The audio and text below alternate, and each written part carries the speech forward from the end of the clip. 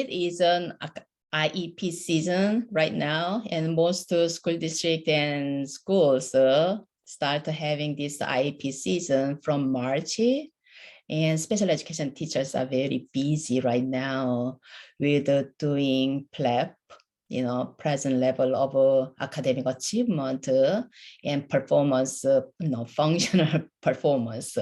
So that is easy word is right now where child is at. So based on that, they're gonna develop IEP and individualized education programs. It has 7 components by the IDEA.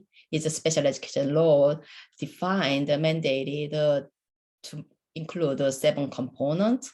So they didn't give templates and forms. So you must follow this.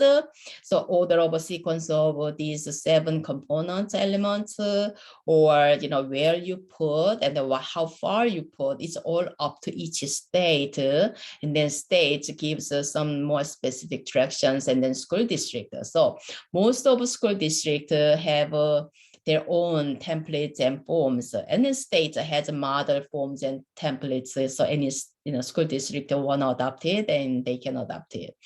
So somehow there are some cushions for each schools and school district, not schools, but school district.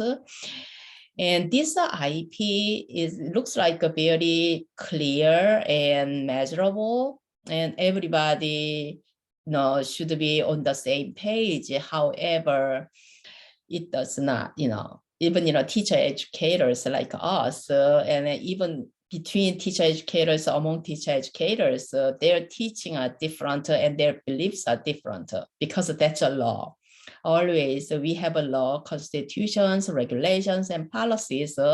It seems like very behavioral measurable, so there should be no cushion for interpretation. However, that gives interpretation, or we are not going to have attorneys and lawyers, how they win, and it's based on their capability and ability, their insights, and then their smartness really makes, they could win at the, court.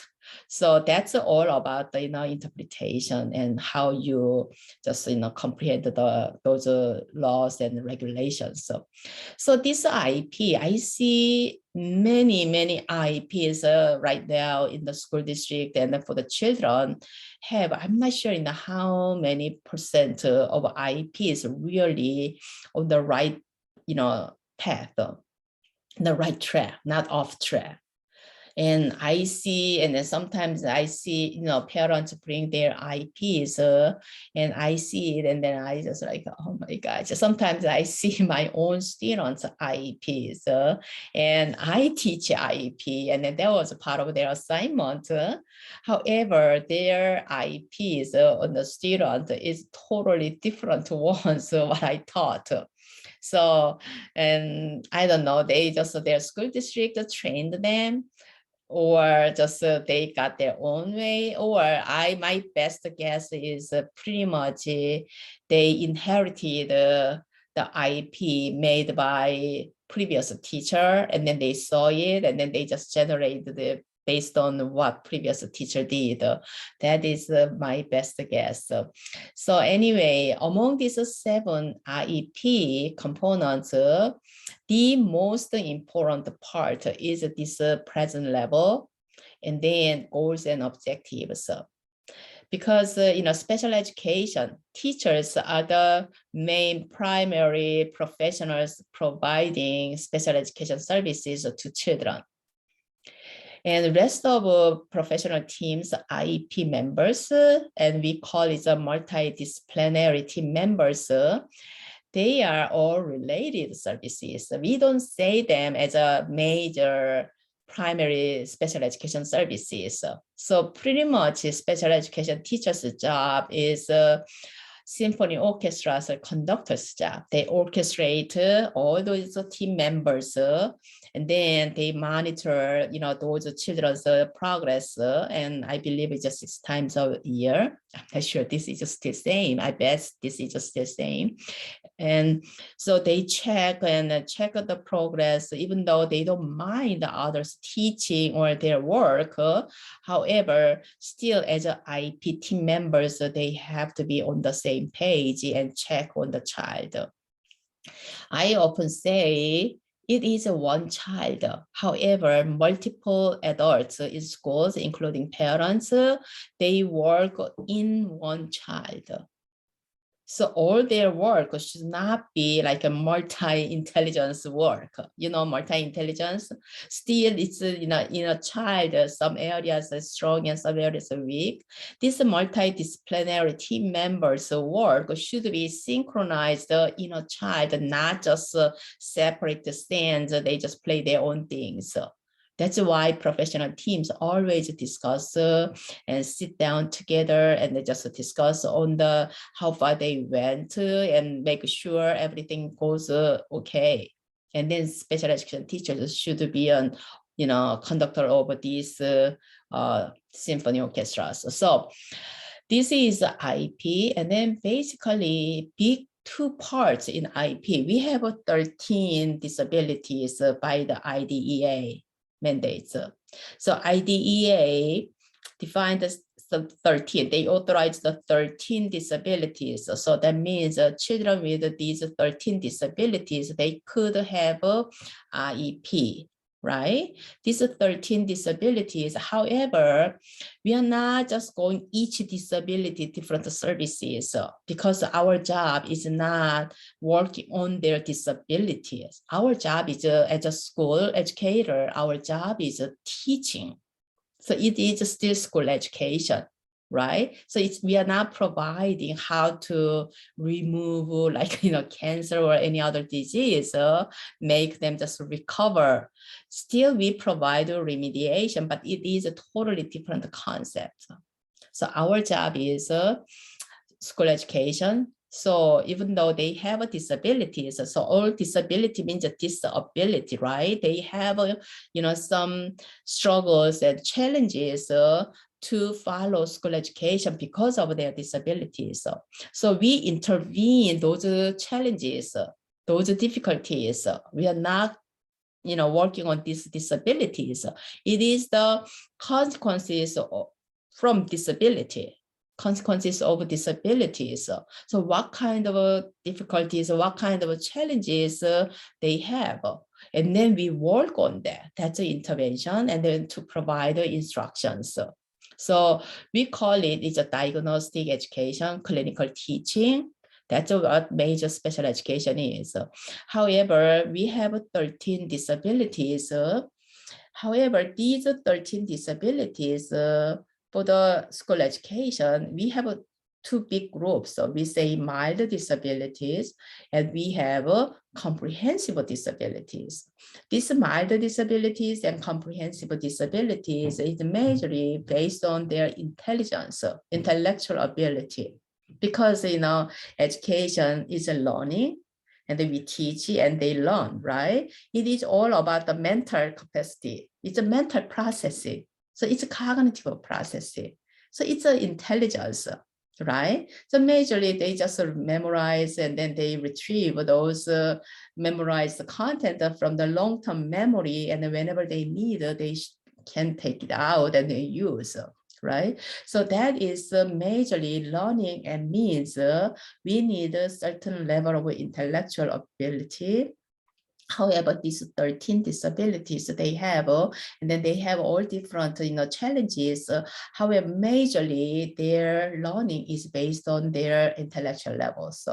So even though they have autism, however, even though they have autism, but their intellectual level is above 60, 70, and then they are they are educable. That means that they can participate and learn academic subject.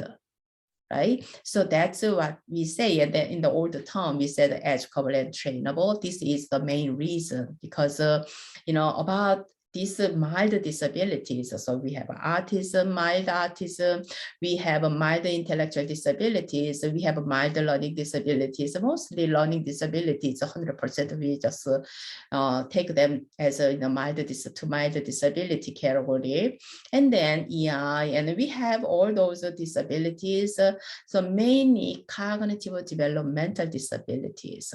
So big matter is cognitive developmental disabilities, and then cognitive deficits, intellectual, disability, and or intellectual levels. So that is a major big part. So mild disabilities, we offer approximately about 90 to 95% of students, we assume they have mild disabilities.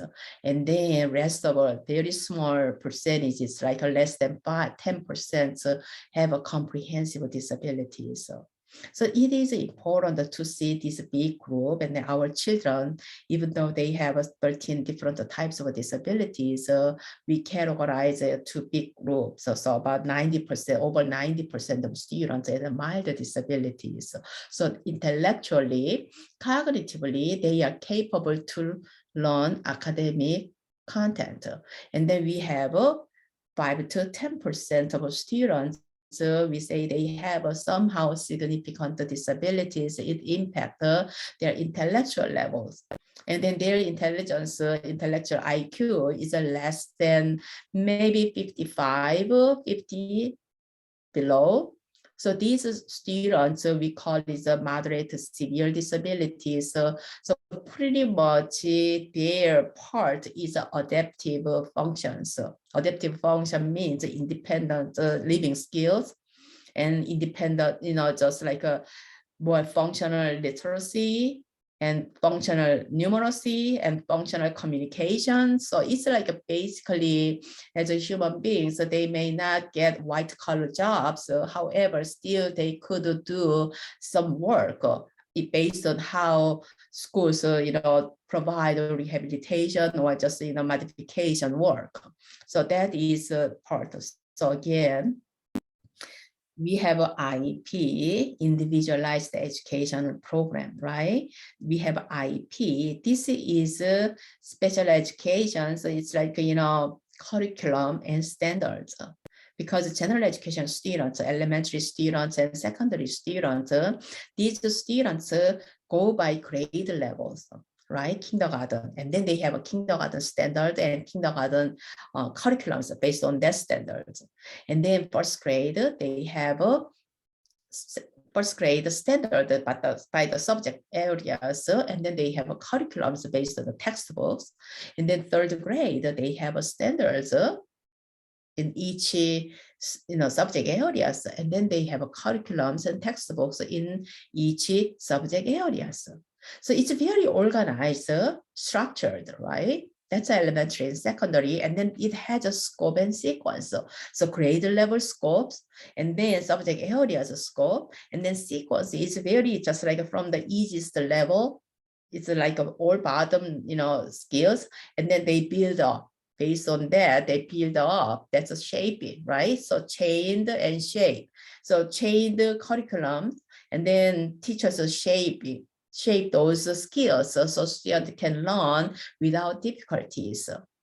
That is, general education. However, special education, we don't go by grade levels. We go by severity levels, disability severity levels. That is intelligence, so they can follow academic subject or not. So if it's not, and then what area, that is because of their disability, intellectual ability, it's a kind of a moderate and significant.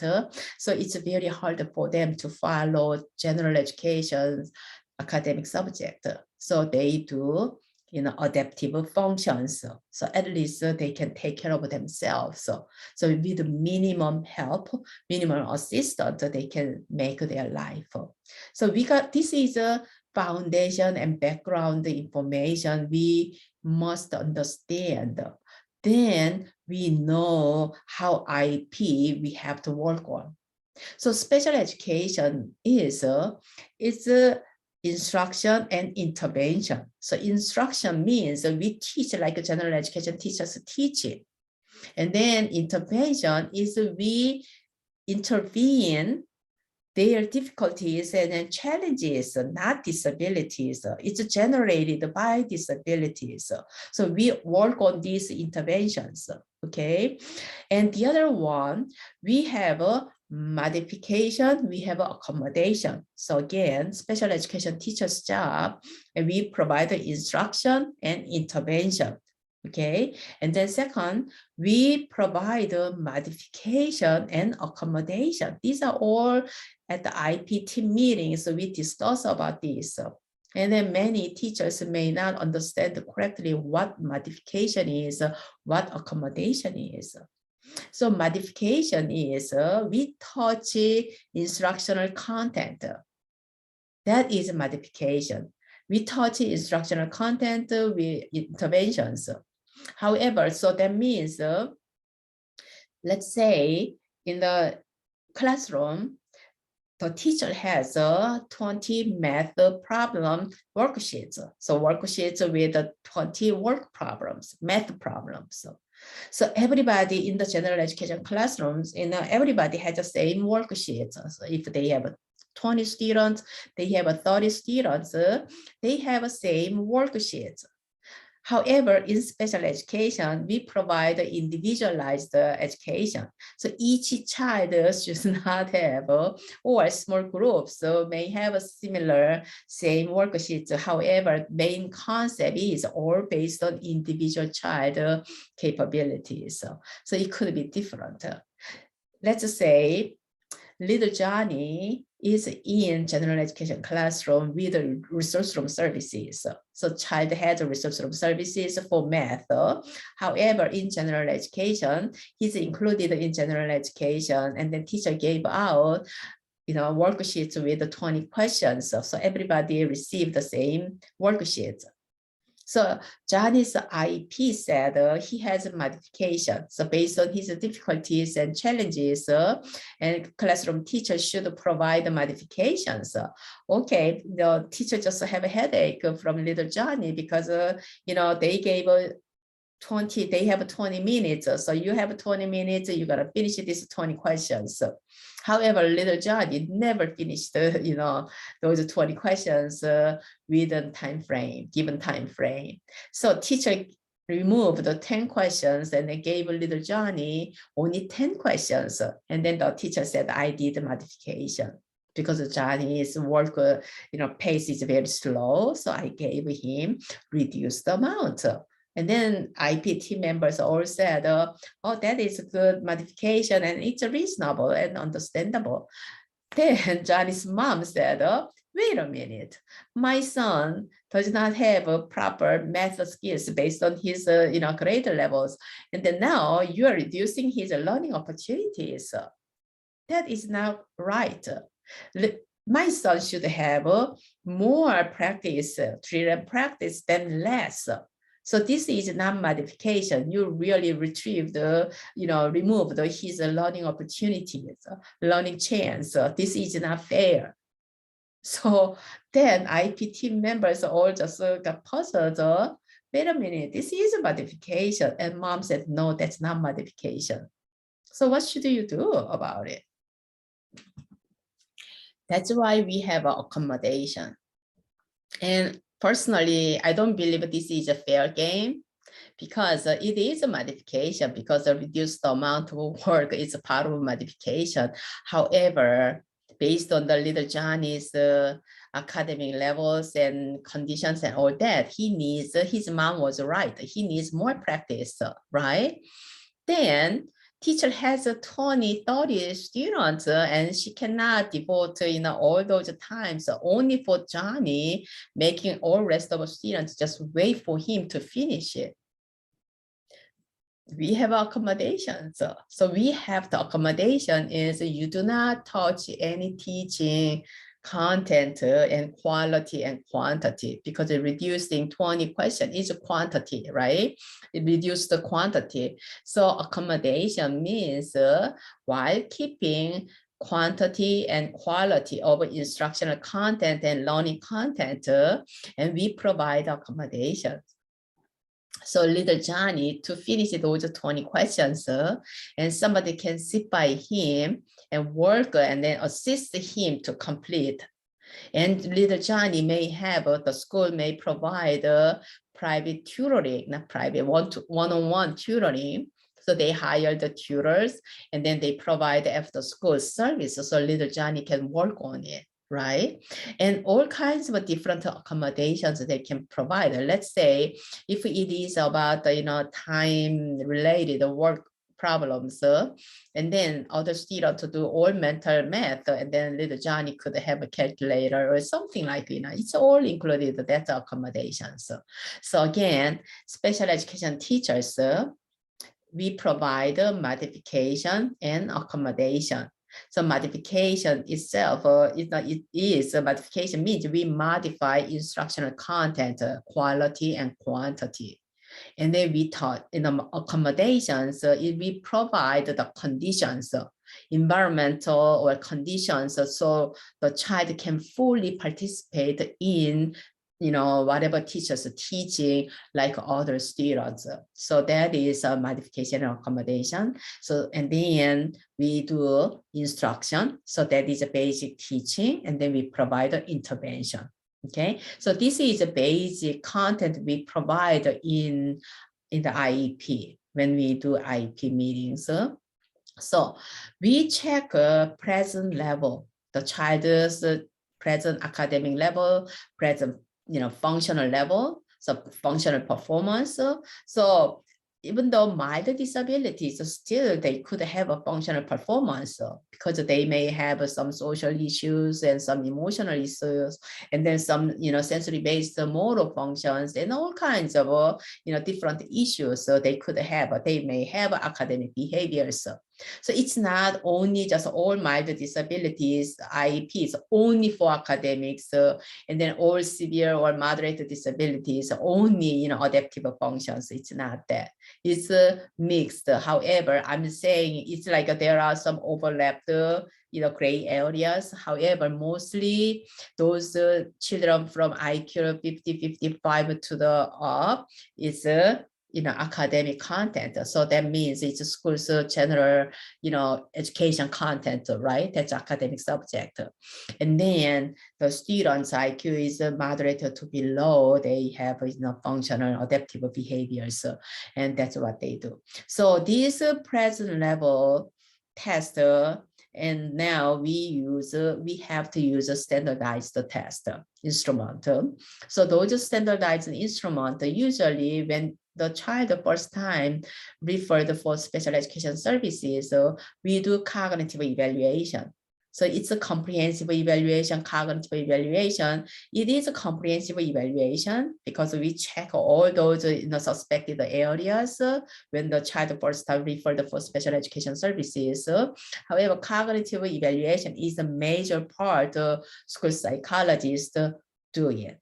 So all school psychologists does this cognitive evaluation. This standardized instrument for cognitive evaluation has two portions. One part is IQ related cognitive evaluation, and the other part is achievement test instrument. So special education teachers cannot do cognitive evaluation, they cannot do IQ test. However, they do achievement test. They can do achievement evaluation. So the teachers use these standardized instruments and then to get their present levels. Okay, so based on these present levels, present level is like IQ is always there, but the child is already referred inside in the special education services. Every annual meeting, we don't do those IQ part. However, those based on the child functional levels, and right now current achievement levels, they have academics and they have adaptive behavior part and then social part, and it's just based on what kind of deficiencies they have. However, major big two part is academics and this adaptive functions. And as a special education teacher, so you must be knowledgeable in entire IEP forms, templates. However, before IEP meeting, special education teachers draft IEPs. Okay, so major part is goals and objectives. And then if a child has related services, and those are related service professionals like, speech language pathologist and occupational therapy and physical therapy or adaptive PE, they have their own goals and objectives. Usually it's not that long. There's maybe 1 or maximum 2 pages. However, special education teachers provided these goals and objectives. It's all about the instruction and intervention, right? And then modification, concepts should be there. So if this is for mild, I'm not gonna talk about these adaptive functions that much. And this mild part is all about the academic content, right? And most of special education students in special education services, especially elementary students, it is all mostly about the early literacy and numeracy, or literacy and numeracy. So early literacy and numeracy, and the early literacy is like a ELA. It's English language arts content. So there are oral reading, and then spelling, right? And then some basic writing, and then comprehension. So these are, if let's say the child is under 9 years old, so it's like before 3rd grade, because 3rd grade is the most skyrocketing age to have, most disability, new disabilities come out. So these children mostly failed in early literacy. So early literacy is learning to read. So learning to read is oral reading.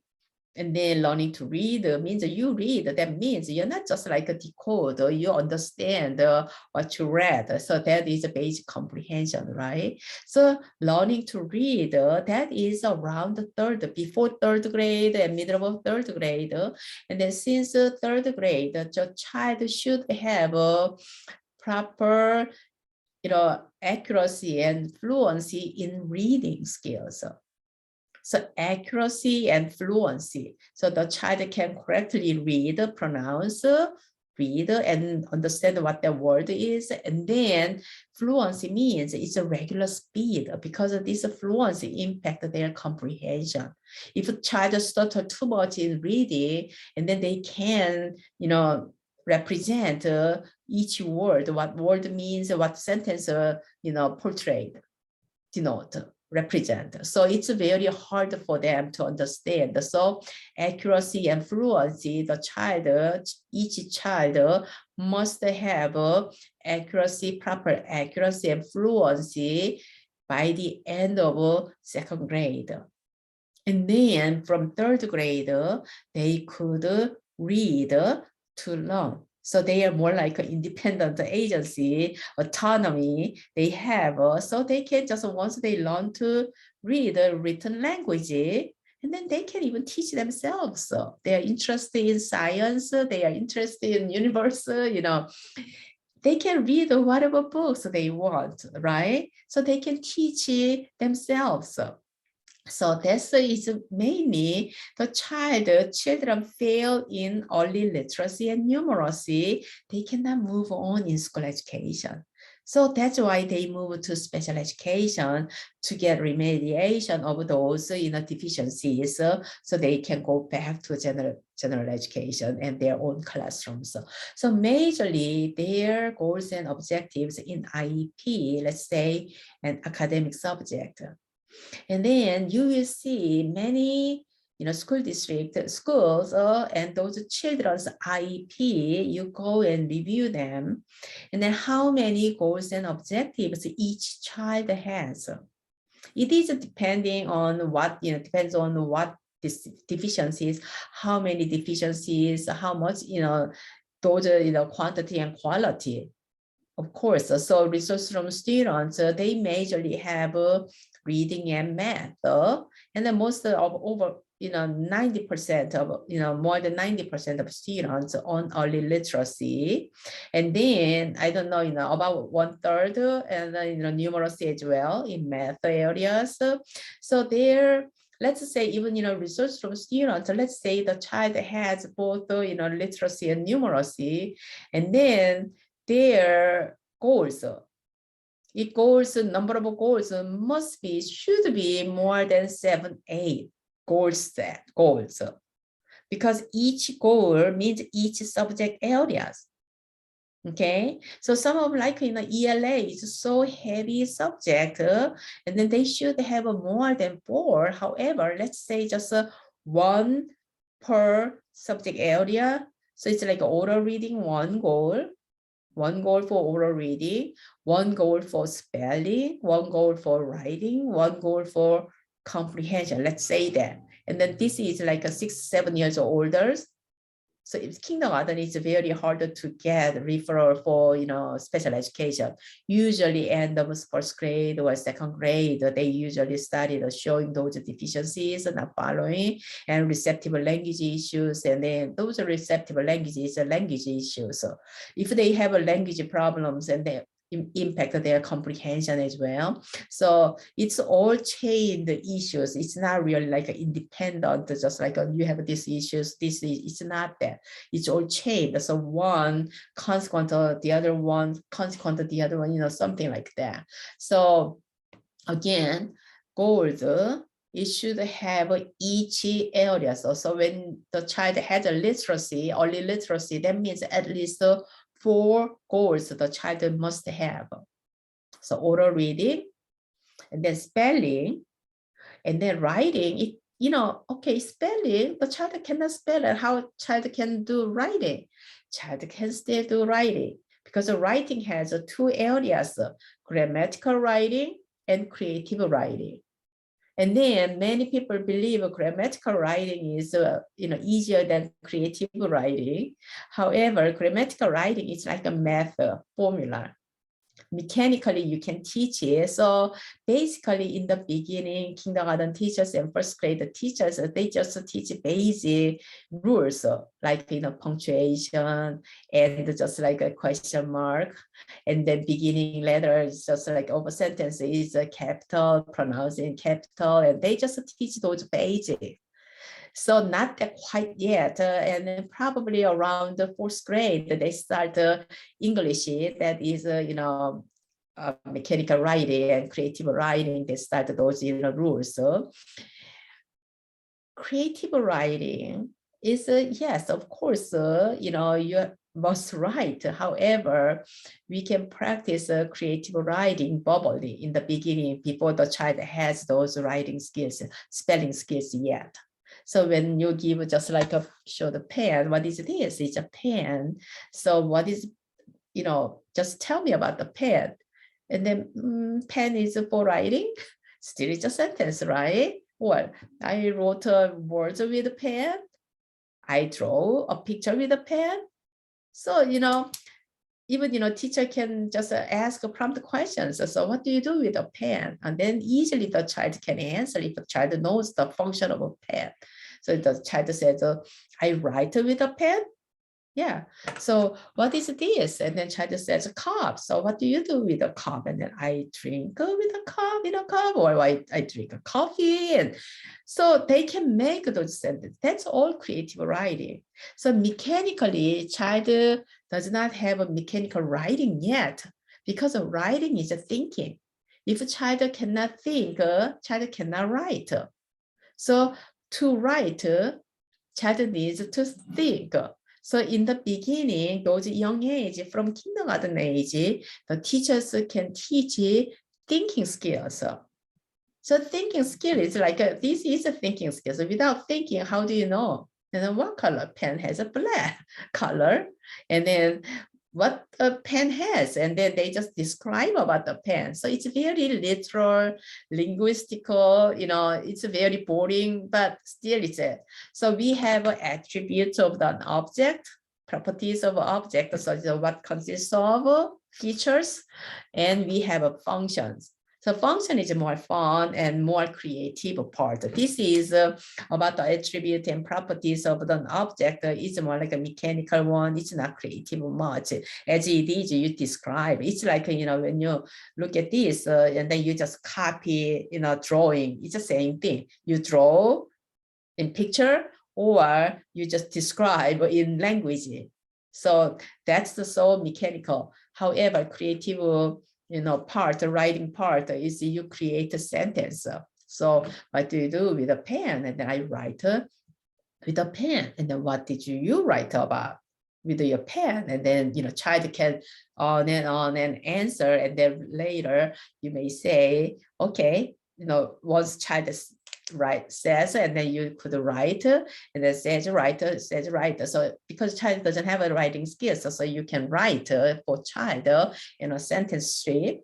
It's a paper strip, and write it, and then put one, and then write, put one, and write, put one, and then you ask the child to read one by one. And then child reads one strip, you give one strip and then read it, and then you remove it and then read it, and then you remove it, read or remove it, or just you leave it and then 3 sentences there, and then you ask the child just tell me about the pen, and then child may just look or just remember what he wrote because he read, and then he could tell you without looking or with looking.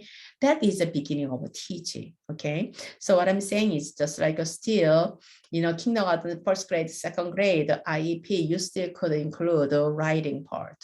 And then comprehension is that young age, it's pretty much all, literal comprehension. So literal comprehension is you can find the answer in the text, right? You can find the content in the text. That is a literal comprehension. So you don't, you read it and then you don't remember, you can go back and you can look and then you can talk about it, right? So that's a literal comprehension. Later, child will gradually develop inferential comprehension. That means between lines, and it includes the child guess, hypothesis, and expect, and so all those child those abstract concepts, they have to use to answer or to comprehend.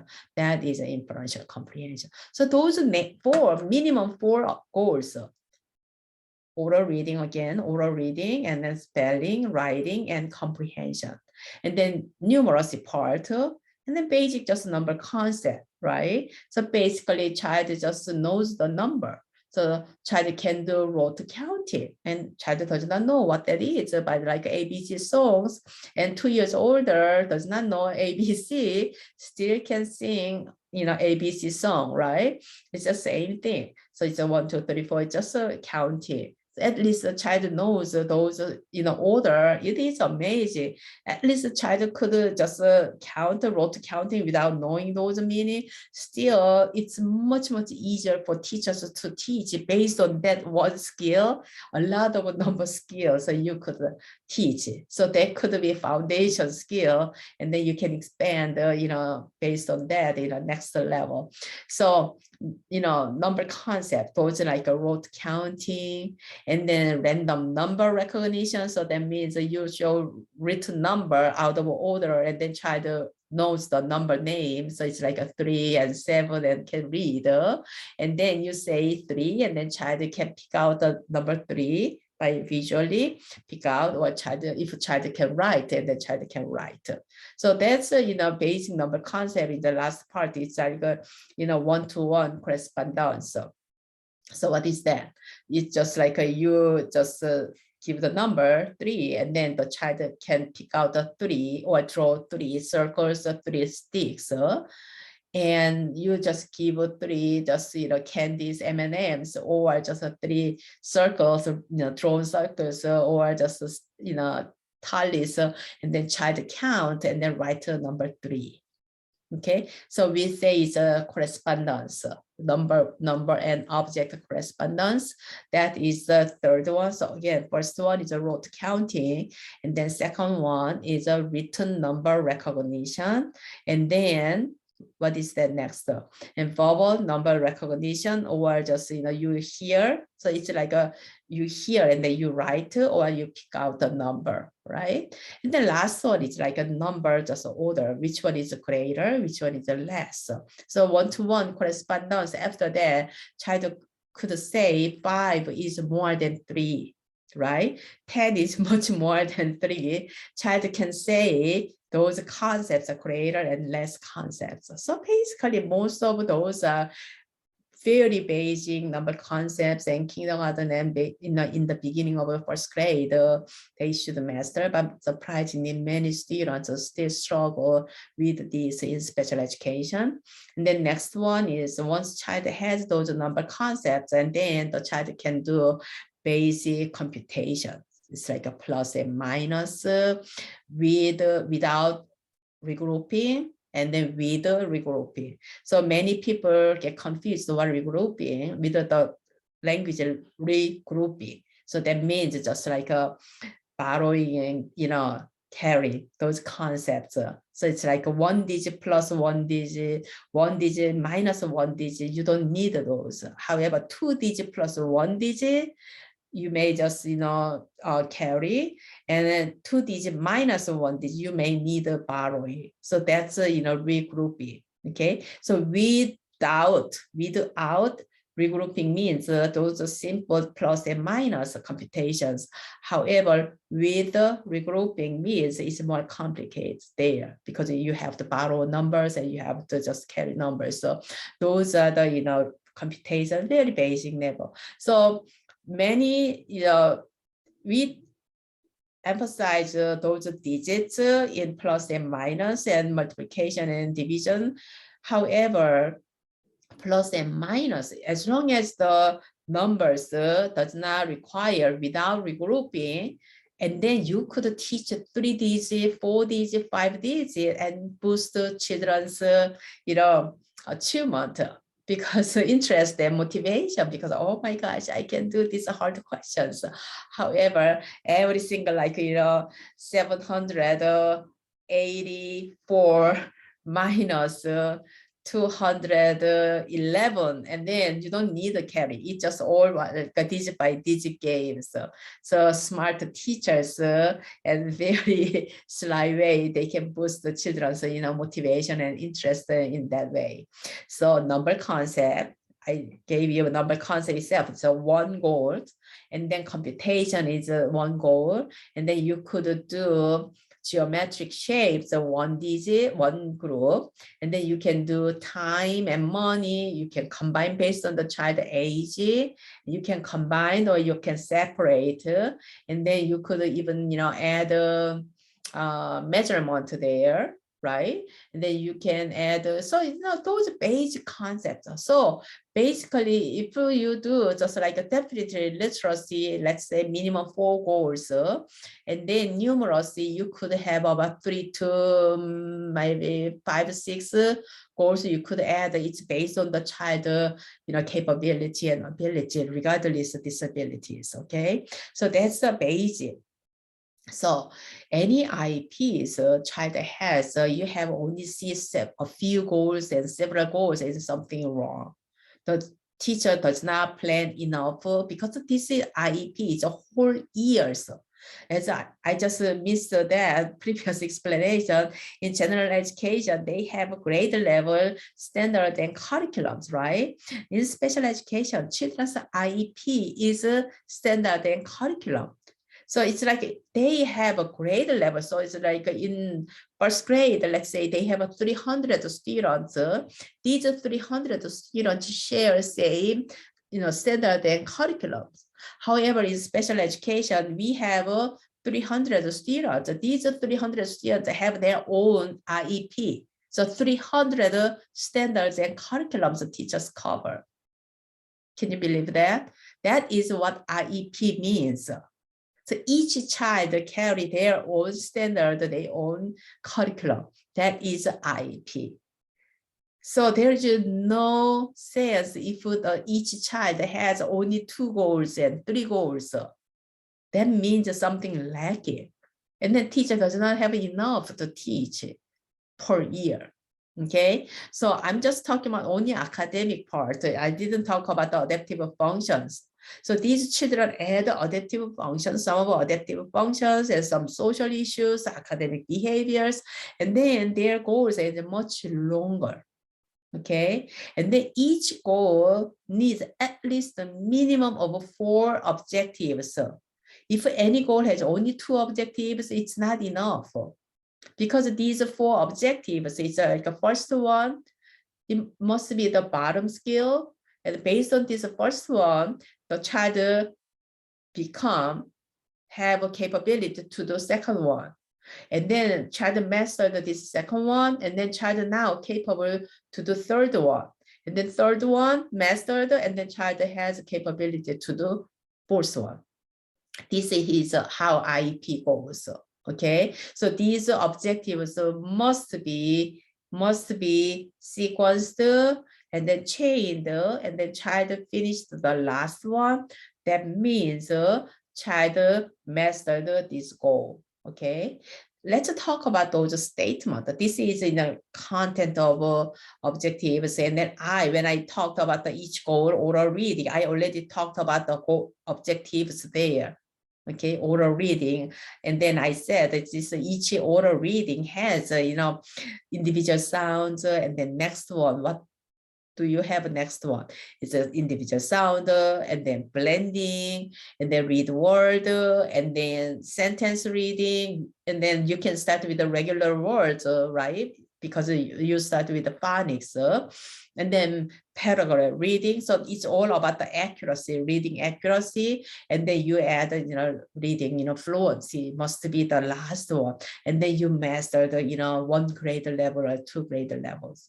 Okay, so goals and objectives, how far we go. So each goal statement, many teachers include entire objectives into the goal. So goal is very long and very confusing. And goal and objectives statement, it must be very precise. Okay, the goal, you just define, start with the child first name, and then what the child will increase from where to where, by when. That's it. Okay, goal does not include any objectives. Objectives is below goals. So don't include objectives to goals. Okay, goal has Johnny will increase his oral reading skills from the K.0 grade level to K.0 to 1.6 grade level by the end of IEP period. That's it. Okay, so it says who, and then increase what, from what level, that is current level, right, to what level, that is goal level, by when. So it's like the end of IEP, because this is IEP for a year.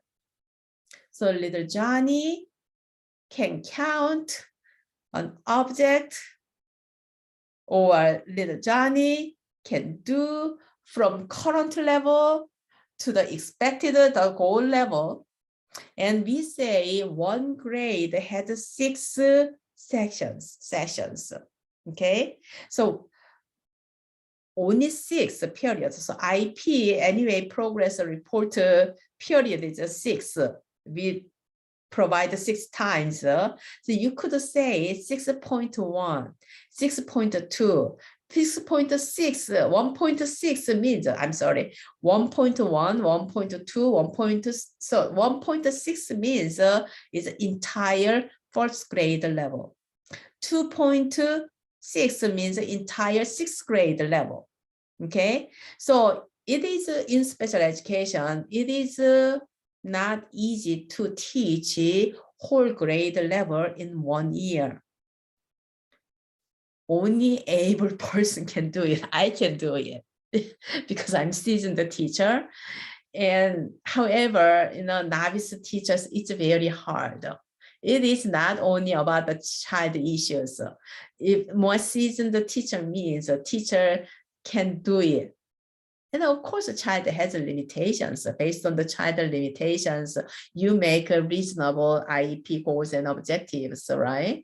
So again, you can say entire grade level is very hard. So you could say 1.3 means you can, divide about, I don't know, about 6 weeks, probably, one session is maybe 6 weeks.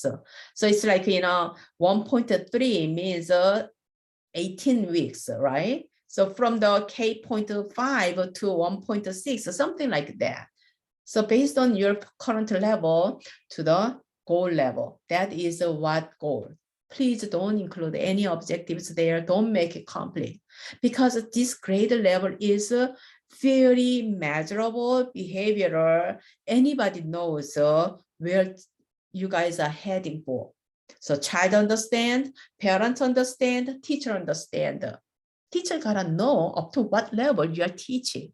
Okay, and then your objectives can be generated to achieve 1.5 grade level, 1.6 grade level. Because in general education curriculum knows 1.6 grade level what skills the child has to master. And then those skills will be the child IEP. And adaptive functions, you do not use grade level because there is no grade level for that. Okay, it goes by adaptive behavior. It goes by age level. So you could say age level, 3 years older, so speaking, and then it's so clear, right? Because we have a CDC website that has what 3 years older, so should speak and socially available, and then emotionally and motor functions, everything is there. So again, academic IEP goals and objectives go by general education's academic grade level, and adaptive functions goes by age level. That's all goal criteria. It's so easy and it's communicable. Everybody can be on the same page, understand how far we are carrying this child, there. Okay, mastery level. This is a mastery level. And then objectives. And then objectives have more issues. Objectives statement. Objective statement has 3. Every objective must have 3. First one is a condition. Second one is a behavior, learning behavior. And then third one is a mastery criteria. So goal is in oral reading, goal statement. You said 1.6 grade level. So until 1.6 grade level is a whole year's your goal. And then each objective is they have their own criteria. So condition is when given a list of spelling words, child will spell them with 80% of mastery, no, 80% of accuracy, 90% of accuracy. You do not say they're 1 out of 4, 3 out of 4. Don't use those confusing numbers. So it's just a percentage. It's very clear. Sometimes the teacher said when given 10 spelling words, don't add a 10. It's just a list of a spelling word. So it could be 5, it could be 20, it could be 10. However, whatever numbers you give, child masters, the child could correctly about 80% of words you gave, and then child mastered that skill. Okay, so condition, and then behavior. What behavior? So learning behavior, and then criteria, mastery criteria. It goes with percentage. That is the most communicable. IEP team, all numbers know what that means. Don't say 3 out of 4. Or 6 out of 10 or something like that. Okay, and then don't add any teaching method in objectives. When given a 10 flashcard, oh, that's your teaching method. Nobody cares. You teach the child spelling skills with a flashcard or phonics card or just a different method or screen or PowerPoint. Who cares? Okay, that is your teaching method. So don't add any teaching method or learning method. You just clearly, all objectives must be precise and measurable language. It's black and white. It's same to just a classroom rule you do. Okay, so everybody just know what you're doing, and everybody can measure easily. Okay, based on your IEP statement. So you have to say all measurable means you could see or you could hear. That's a measurable. So what is that? Read. Can you see reading? Yes, because the child will read out loud, right? And then child write. Can you see it? Yes. Child draw. Can you see it? Yes. Right? And then child act. Can you see it? Yes. So raise your hand. Child receptive language, right? When I said raise your hand, and then child raise the hand. So you know child mastered. You don't show it and then raise your hand. Child do it. Touch your head. Child do it. You can see it, right? So use the language you can measure. So again, speak, write, read out loud, right? And then draw, and then show gestures, act. So these measurable language you use. Okay, objectives, 3 components must have a condition. So when, if, when is the best, and then, or just given, you can start given, and then learning behavior, that is a target behavior, right? And then mastery criteria, these 3. And then very precise, and then measurable, okay, way you have to teach it. And then what else we have? Pretty much that's it. That's it about the IEP, only those academic part, okay? So again, goals are each subject areas. So you have to must have entire grade level academics. And kindergarten level, what do they learn? And then you have to teach all those.